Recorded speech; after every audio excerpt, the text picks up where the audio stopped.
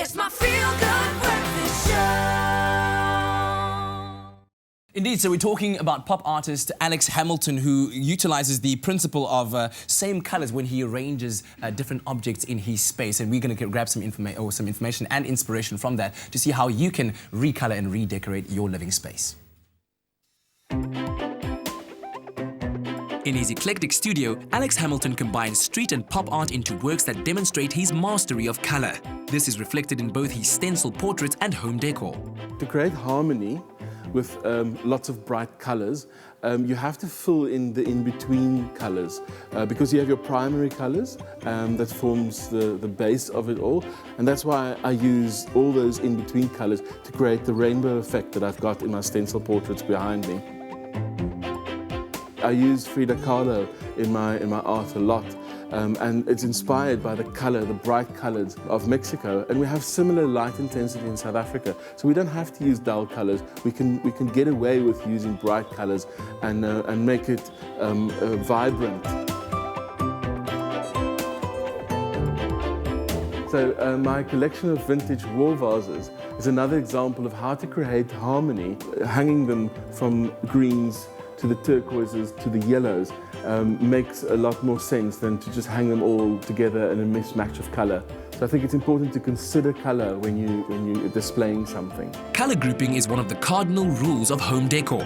By displaying objects of similar color together, you can create a strong sense of order and beauty with seemingly mismatched objects. I'm a compulsive collector. From all over the world, I get little parcels with wonderful little color objects and kitsch collectibles. So what I do is I make up a color story and fading it from all different aspects from the one color into the other. And because I've got lots of little things, I can build these in-between colors to form harmony. So at home, it's also easy to make a color theme and build a color story by using all these different knickknacks. And the more knickknacks you have, the more you can fill in the in-between colors to make something harmonious. The key to color gradients is to stick with hues which are connected on the same side of the color wheel. In front of me, there's a whole range of yellows and oranges, and there's a subtle difference between all of them because I've mixed very little new, fresh color into each batch that I mix. It's important to keep that in mind when you're mixing color, otherwise it can get dirty very quickly. So be careful and sensitive about mixing color. It's easy to create harmony by using complementary colors, but be mindful of brightness of shades when combining them, and consider using graduation for a smooth transition.